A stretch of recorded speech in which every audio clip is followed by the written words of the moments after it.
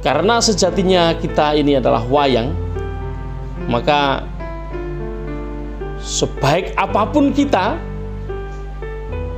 atau seburuk apapun kita sama dengan wayang-wayang yang lainnya.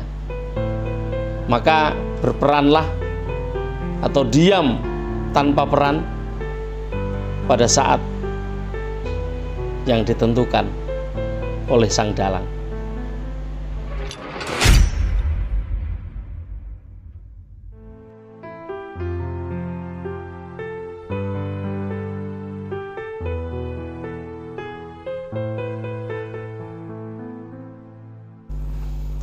Halo, assalamualaikum warahmatullahi wabarakatuh. Selamat pagi teman-teman para pemirsa Sandikala dimanapun Anda berada, teman-teman yang ada di YouTube, teman-teman yang ada di VTube, dan siapa saja yang menonton tayangan kami. Mudah-mudahan teman-teman semuanya dalam keadaan sehat ya. Saat-saat ini lagi banyak hujan, banyak orang meriang karena dingin ya, karena banyak hal yang terjadi di sekitar kita. Mudah-mudahan kita semuanya diberi perlindungan oleh Allah Subhanahu wa taala, dikaruniai kesehatan, kelapangan, dan hati yang tenang. Teman-teman yang mudah-mudahan hari ini semuanya bahagia, mulai weekend, dan ini masih sangat pagi sehingga saya tidak live. Teman-teman, saya pengen muhasabah untuk diri saya sendiri dan barangkali bermanfaat untuk teman-teman, bahwa kita ini sebenarnya hanyalah wayang. Kita ini tidak benar-benar merdeka dalam semua keinginan. Kita tidak benar-benar merdeka dalam semua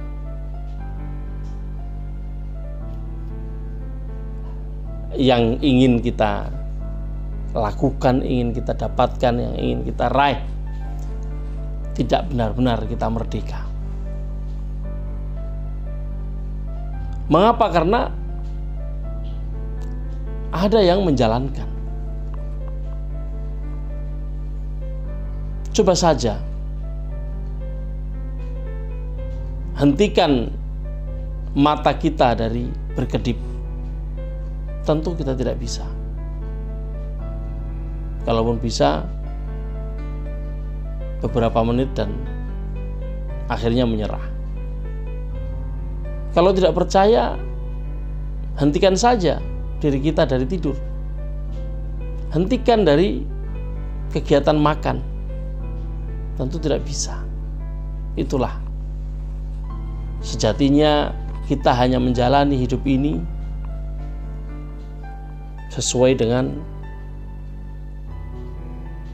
apa yang diinginkan oleh Zat yang membuat kita hidup dan memberi kita perangkat untuk itu. Kalau kita sudah sadar bahwa kita ini hanyalah wayang, maka kita perlu mengingat lagi apa ciri-ciri atau sifat wayang. Misalnya wayang bersifat manut. Manut itu bahasa Arab, teman-teman. Manut itu bahasa Jawanya kalau di Indonesia kan jadi mengikuti atau apa? Manut itu ya manut lah ya, orang Jawa tahu ya. Tapi itu adalah bahasa Arab. Tasarruful imam manutun bil maslahah.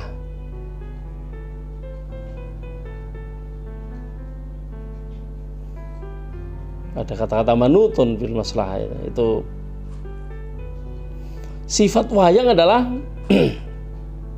manut marang lakon, manut atau mengikuti alur lakon atau ceritanya. Tidak bisa membuat arus sendiri, tidak bisa membuat cerita sendiri, tidak bisa melawan cerita yang memang sudah disediakan untuk masing-masing kita. Itulah mengapa kita ini masing-masing unik, karena masing-masing mempunyai lakonnya sendiri, mempunyai peristiwanya sendiri, mempunyai ceritanya sendiri, mempunyai perannya sendiri.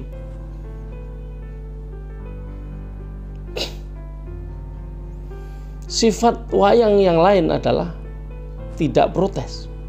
Bagaimana bisa protes? Sedangkan perannya hanyalah manut, mengikuti. Namun demikian, karena seakan-akan manusia ini mempunyai kehendaknya sendiri yang terpisah dari kehendak yang menjalankan atau dalangnya, maka seringkali apa yang sedang berlaku di dalam kehidupan kita ini kemudian kita protes karena terasa tidak enak, menganggap tidak adil, menganggap kurang tepat, menganggap perjalanan ini salah. Tidak, teman-teman.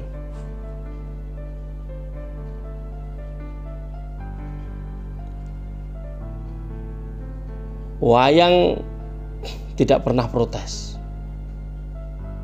Manusia seharusnya juga tidak pernah protes. Kalau dia memahami bahwa lakon apapun, peristiwa apapun, peran apapun yang sedang dijalankannya adalah semata-mata kehendak Tuhan, dan kehendak kita tunduk kepada kehendak Tuhan, maka ketika sulit kita seharusnya tidak protes.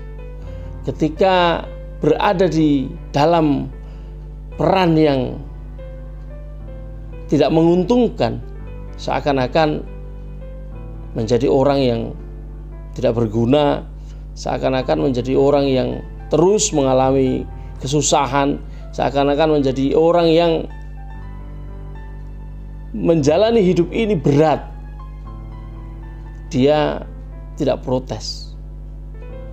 Seharusnya kalau dia memahami bahwa dirinya hanyalah wayang, seharusnya tidak protes. Karena akan ada gilirannya di mana wayang itu menjalani kehidupan yang lebih baik.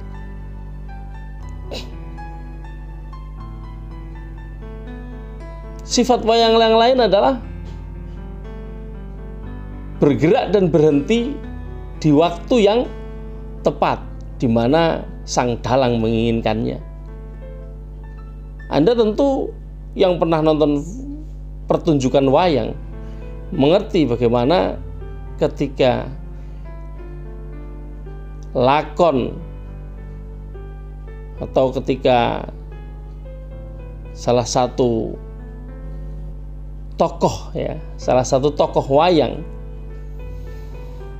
itu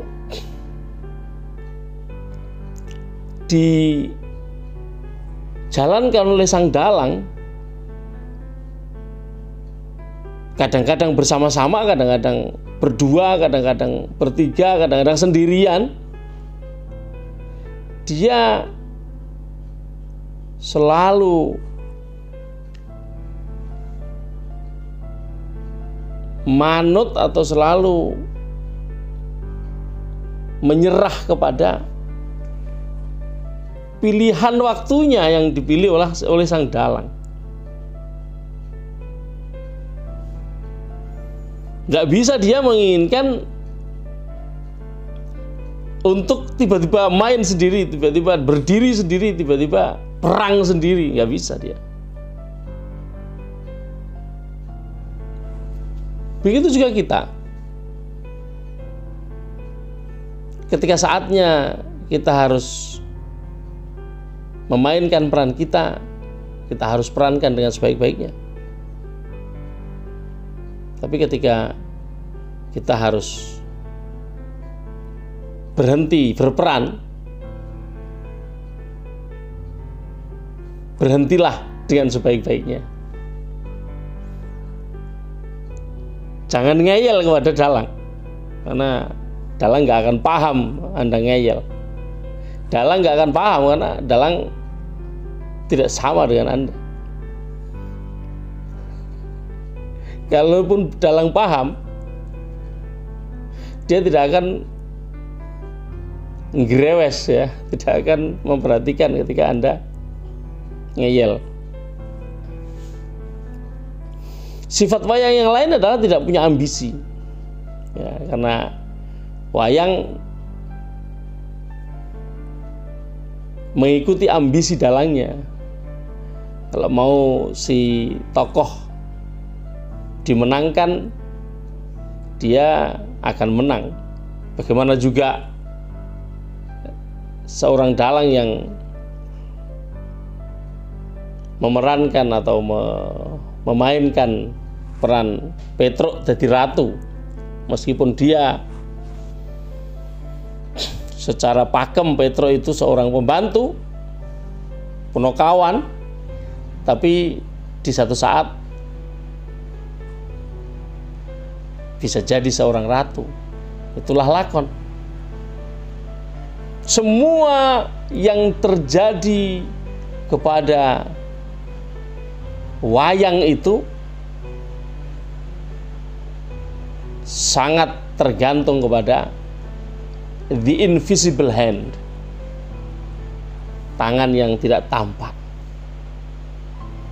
Kalau di dalam lakon wayang ya dalang itu sendiri, tapi di dalam kehidupan kita ada invisible hand yang seringkali kita lupakan. Dikiranya dengan banyak tingkah, dengan banyak protes, dengan banyak keinginan, kemudian tiba-tiba kita bisa mewujudkannya tanpa bantuan dari invisible hand.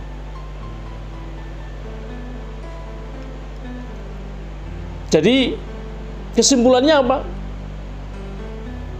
Kesimpulannya teman-teman, tetaplah jadi wayang.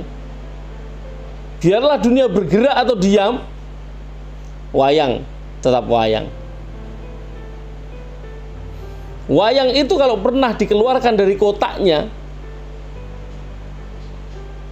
pada saat tertentu dia akan dikembalikan lagi masuk ke dalam kotak itu.